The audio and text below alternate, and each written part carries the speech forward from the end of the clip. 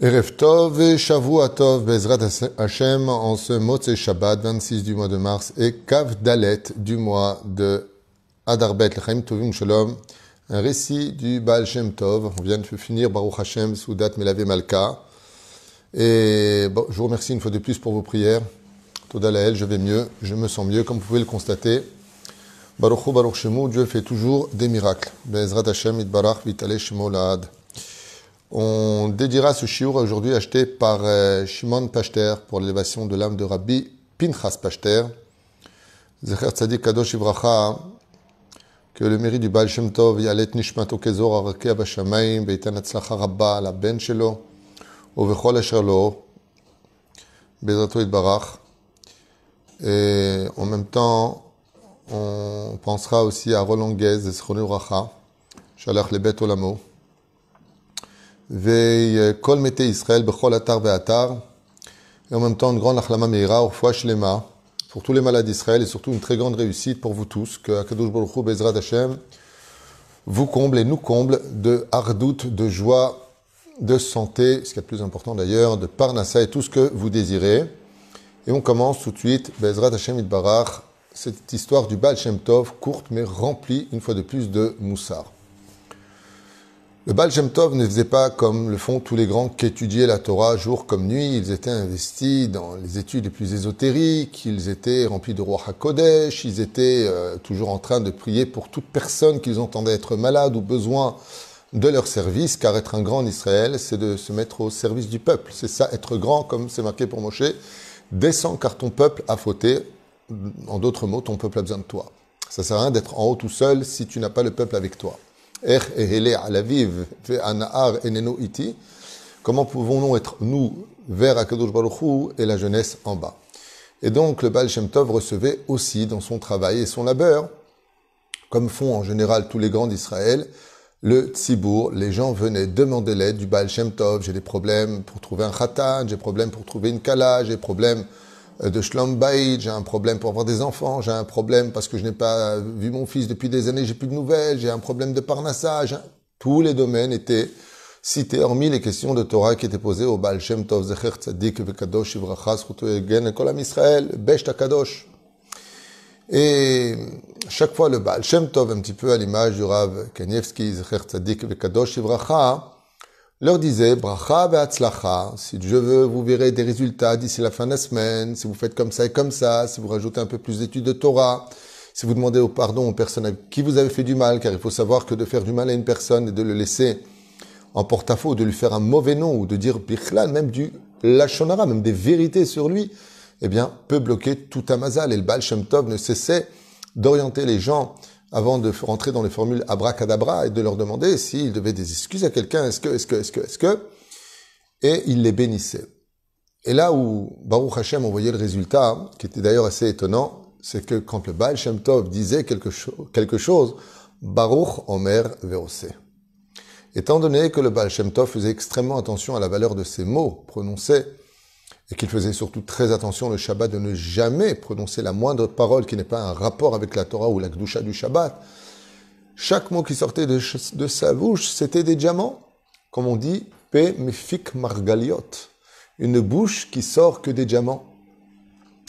Mais voilà qu'un jour, arriva une délégation de très grands rabbanim, des tzadikim nistarim, qui vint voir le Baal Shem Tov en privé et lui demandèrent comment se fait-il que quand le Baal Shem Tov bénit quelqu'un, les fruits ressortent tôt ou tard, et en général assez rapidement, que quand il dit d'une personne qu'elle va guérir, elle guérit, quand il dit d'une personne qu'elle va se marier, elle va se marier, quand il dit d'une personne qu'elle va devenir riche, elle devient riche, Bekitsour, tout ce que dit le Baal Shem Tov, ça marche, comme on l'a vu avec le Rabbi Lubavitch, comme on l'a vu avec le Rav Ovadia Yosef, quand on l'a vu avec tous les Gdolim.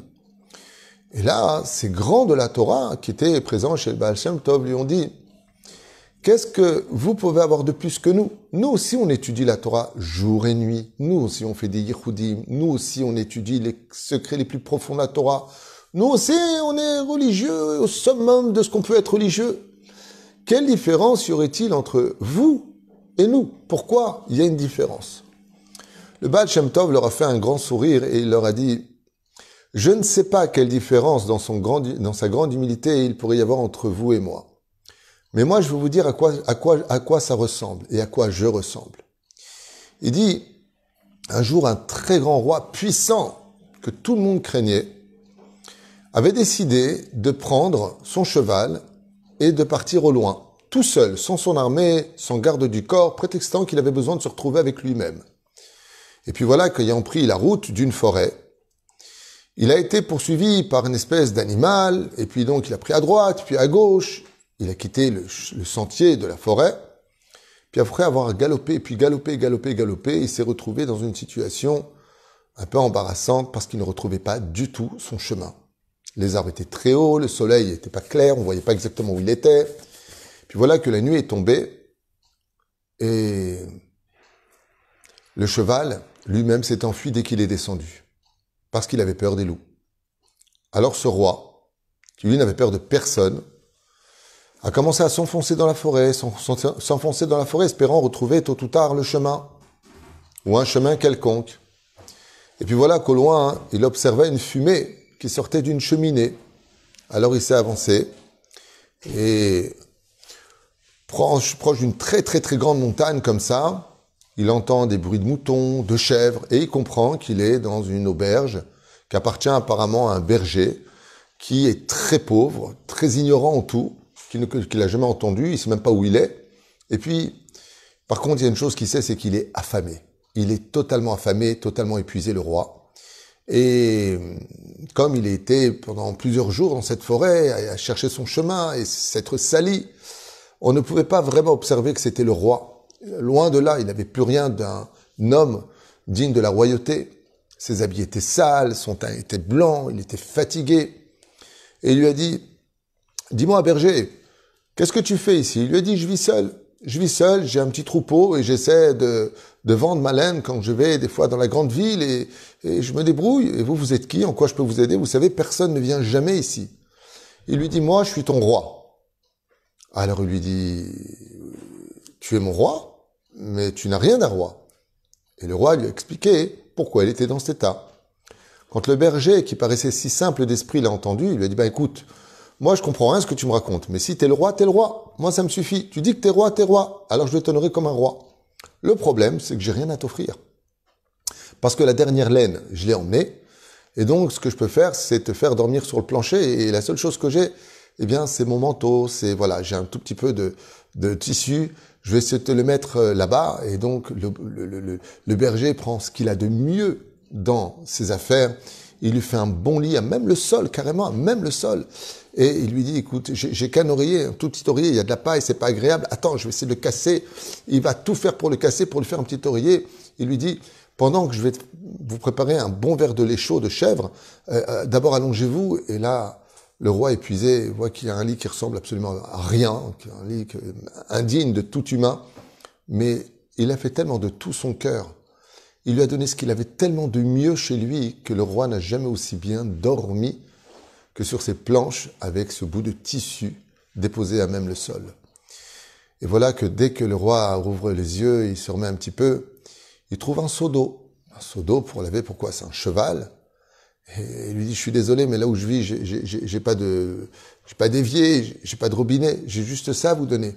Mais attention, hein, j'ai nettoyé l'eau à maintes reprises avec mes mains, j'ai enlevé les pailles et j'ai fait, parce que rien n'est vraiment propre. Et le roi se lave le visage et puis il se lave le corps. Et à ce moment-là, le berger lui dit, écoutez, moi si vous voulez, ce que je veux faire, c'est vous raccompagner jusqu'à la route qui mène à la grande ville. J'ai pas de cheval pour vous mettre dessus, vous êtes un grand roi, je vous connais même pas, mais en bezebaya. Et voilà que le berger accompagna le roi jusqu'à la grande route et le roi reconnut là où il était et retourna au palais. Une fois arrivé sur son trône, avec ses habits de roi, sa couronne magnifique et imposante, le roi ordonna qu'on aille chercher là où il était, le fameux berger. Et quand il arriva devant le trône divin, il lui dit, sache une chose, tu m'as sauvé la vie, tu m'as donné ce que tu avais de mieux chez toi, et je te suis reconnaissant. J'ai juste un problème. C'est que tu sais rien, tu comprends rien, tu n'as jamais fait de politique, tu sais pas diriger un ministère, je sais même pas si tu sais vraiment lire et écrire. Alors, ce que je te propose, c'est juste la chose suivante. comme je peux rien t'offrir du royaume parce que ce sont des choses qui sont beaucoup trop hautes pour toi, je propose que tout ce que tu demanderas, à partir de maintenant, et quoi que tu demandes, eh bien pour te remercier, le roi te l'accordera. Vous avez compris que le roi, c'est Dieu, et que le Baal Shem Tov s'était comparé à ce berger. Il a dit, moi, je veux dire pourquoi aujourd'hui, quand je dis quelque chose, ça se fait. Pourquoi Kadosh Baruch Hu, il est avec moi? Il dit, parce que moi, je suis rien du tout. Mais ce que je peux vous affirmer, c'est que depuis que le roi a perdu le Beth Amikdash, depuis que je suis né dans ce monde, depuis que je suis attaché à la Torah et les mitzvot, tout ce que j'ai de mieux chez moi, au niveau de ma pensée, de mon regard, de ce que peuvent écouter mes oreilles, de ce que peut sentir mon nez, de ce que peut dire ma bouche, tous les meubles de ma maison, le moindre détail de ma vie appartient à Dieu. Je suis ce berger qui installe Dieu dans tout ce qui est jeu de mieux. Mais comme il est Dieu, vous comprenez bien que je ne suis qu'un berger sans séchel, qui n'a absolument rien dans les mains, mais je lui ai tout donné. Et Dieu, au lieu de me donner comme vous, qui êtes des grands en Torah, des choses, des ministères d'en haut, eh bien moi, Akadosh Baruch Hu, il m'a dit, comme t'es pas assez grand pour là-haut, alors tout ce que tu demanderas sur terre, je te l'accorderai. Car Eshiv Lahem, à Baal Shem Tov, Rabbi Israël ben Sarah, alav Shalom, sur la réponse de ces grandes tzadikim nistarim qui étaient venus voir le Baal Shem Tov en lui disant « Mais d'où cette force incroyable que tout ce que tu dis, ça se réalise. Quand tu bénis quelqu'un, il y a la bracha. » Et le Baal Shem Tov a dit « Vous êtes des grands. Dieu vous a donné des ministères dans les mondes supérieurs, mais moi, je ne suis qu'un petit berger sur terre.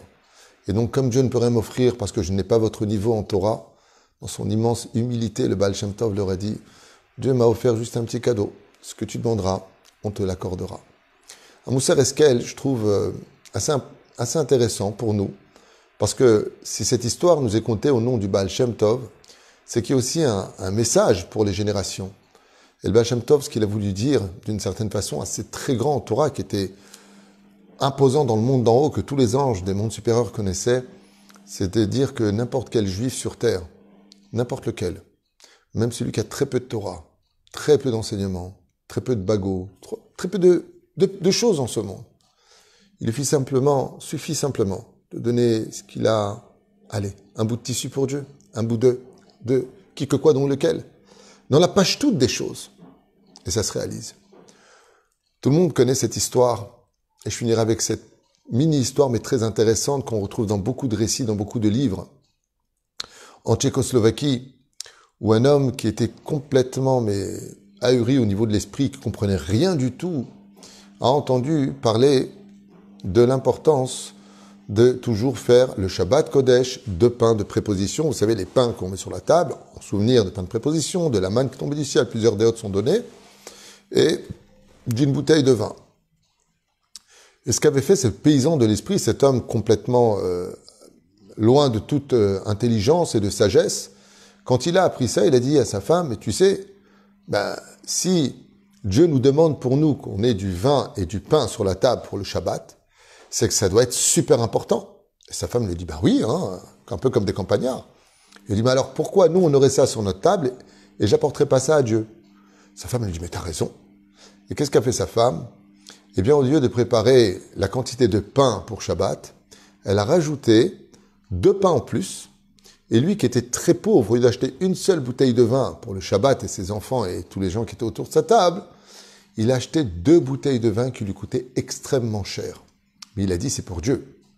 Et qu'est-ce qu'il faisait? Eh bien, tous les vendredis, quand les gens quittaient la Beth Knesset à la prière du matin, il regardait que tout le monde parte pour faire le mitzvah, comme l'avait dit le Rav, il faut faire les mitzvot dans le secret, il ne faut pas montrer qu'on fait des mitzvot. Il ouvrait les portes du Echal et il disait à Kadosh Baruch Hu, Hachem, je t'ai acheté un vin, tu vas kiffer. C'est un vin, j'ai pris le même pour moi, t'inquiète pas. Il mettait la bouteille de vin et il mettait les 2 pains que sa femme avait fait en l'honneur du Shabbat. Il refermait là où il y avait les Sefer Torah, les 2 portes, il tirait les rideaux. Il rentrait, il dit, ça y est, j'ai apporté à Kadosh Baruch Hu de quoi faire Shabbat. Et voilà que les mois s'écoulent. Et puis, le fameux paysan, tellement fier, tous les Shabbats à la Beth Knesset, quand on ouvrait le Echal, le vin et les 2 pains n'y étaient plus. Les deux chalot n'y étaient plus. Et à chaque fois, il regardait sa femme qui était Bezrat Nashim, il disait, t'as vu? T'as vu? Dieu nous a pris notre pain, et ainsi de suite. Alors voilà, un Shabbat, un vendredi arriva, et le Rav de la Beth Knesset a fait quelques pas en arrière parce qu'il avait oublié ses clés. Il rentre dans la Beth Knesset et il voit de ses propres yeux sortir de son panier une bouteille de vin et 2 chalotes que le paysan a mis dans le Echal, là où il y avait les sifrei Torah. Et le Rav est rempli de colère, il lui dit, mais qu'est-ce que tu fais? De quel droit tu touches les sifrei Torah? Et qu'est-ce que tu mets du pain là-bas? Et qu'est-ce qui va manger ton pain? Et pourquoi il y a cette bouteille de vin? Mais qu'est-ce que tu fais? Il lui dit, non, vous inquiétez pas, c'est pas pour vous, c'est pour Dieu. C'est pour Hachem. Comment ça, c'est pour Hachem? Les cris alertent un petit peu, et le gabaï de la Beth Knesset arrive, il dit, mais qu'est-ce qui se passe? Il dit, comme ça, qu'est-ce qui se passe? Tu te rends compte? Il ouvre le Echal, je t'avais dit de fermer la chose, et toi tu laisses, personne ne peut voler, mais regarde, il met du vin, il met du pain, il dit, oui, c'est très bien, c'est très bien. Et là, malheureusement, le bedeau de la Beth Knesset, le shamash, il dit, ah, c'est toi qui déposes tout le temps cette bouteille de vin et ces 2 chalotes? Il dit oui.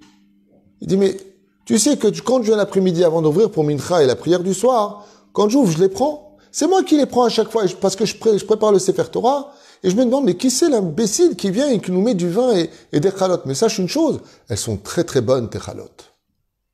Et là, celui qui était paysan de l'esprit, qui était persuadé que Dieu descendait du ciel, lui consommer son pain et prendre sa bouteille de vin, a éclaté en larmes. Il dit, ah, c'est vous qui les prenez? C'était pas Akadosh Baruch Hu? Il lui a dit, mais non, qu'est-ce que tu veux que Akadosh Baruch Hu lui dit le Rav? Il est à faire de ton vin et de tes 2 pains ce que Dieu mange, ce que Dieu boit. Et là, il est rentré chez lui avec des larmes qui ont coulé toute la route. Il a dit à sa femme, pour Shabbat Abba, c'est plus la peine de préparer cela. Une vraie histoire que je vous raconte, que vous retrouverez dans le livre Ahavat Chaim. Le Rav arrive le vendredi soir pour la prière d'Arvit, et les Chadodi, les Kratkala, il est avec sa femme et ses enfants, et il fait un rêve. Quand il s'endort, il fait un rêve. Et voilà que la journée de Shabbat qui passe, c'est la plus noire de toute sa vie. Et quand il arrive à Arvit de Motzei Shabbat, toute la Beth Knesset est pleine. Il annonce une terrible nouvelle. Il leur dit, écoutez, je dois demander pardon à une personne ici présente qui est triste à cause de moi. Et avec le gabaï, nous lui présentons nos excuses parce que cette nuit, j'ai fait un rêve. Et dans le rêve, on m'a annoncé que Motzei Shabbat, je devais rendre mon âme, que j'avais été puni du ciel pour avoir retiré la joie et une réalité pour cet homme ici présent. Et Akadosh Baruch Hu lui demande de bien vouloir lui préparer ses 2 pains et sa bouteille de vin. Car dans le ciel, on m'a dit que même si Dieu ne boit pas et ne mange pas, il se délectait de cette offrande, de cette Messirut Nefesh, de ce don de soi, de préparer avec une telle tmimout, une telle simplicité d'esprit, mais de tellement tout son cœur. Et dans le ciel, on m'a dit, plus que vos prières, la sincérité, l'amour que cet homme m'a apporté ces 2 chalotes. Alors bien sûr, Dieu il a fait en sorte que le bedeau, c'est lui qui les mange parce que le bedeau lui-même avait de grandes difficultés financières. Donc, il faisait de la tzedaka en seter, et ce qu'il a apporté avait plus de valeur que toutes mes prières, a dit le Rav. Et donc, j'ai été puni du ciel, et je te demande pardon. Au moment où il finit ses paroles, il meurt d'un infarctus aux yeux de tous, et rend son âme au Créateur. Kachaya Maaseh. Pourquoi cette histoire est prenante? Parce qu'elle vient conclure exactement ce qu'a dit le Baal Shem Tov. Pas besoin de très grandes actions, mais je vais faire. Donne ce que tu peux, mais donne-le de tout ton cœur, et donne ce que tu as de mieux pour Akadosh Baruch Hu. Et tes prières aussi, là, seront exaucées, seront écoutées. À la condition où ta bouche sert toujours de socle pour la Shekhinah. Heureux dans ce monde, celui qui gardera une bouche toujours propre, de ne parler ni des uns, ni des autres, mais que en l'honneur d'Akadosh Baruch Hu. C'est aujourd'hui, chers amis, on parle tellement du Rav Kanievski Zecher Tzadik le Kadosh Ivracha, c'est parce que sa bouche n'était rentrée que de brachot. Boué, que de la bracha, que des belles paroles. Si aujourd'hui il monte tellement haut, un soleil qui, à mon avis, va éblouir la génération dans laquelle nous sommes, de par sa sagesse, comme le Yanouka, Rabbi Shlomo Yehuda Berry, c'est parce que quand on l'écoute, il n'y a que du miel qui sort de sa bouche. Ce grand tzaddik aujourd'hui, il n'y a que du miel qui sort de sa bouche. Et c'est ce qui nous manque le plus, d'avoir du miel qui sort de notre bouche, pour que Be'ezrat Hashem, on ne soit pas piqué par les abeilles de notre Lachon Hara. Shavua Tov, Be'atzlacha Rabba.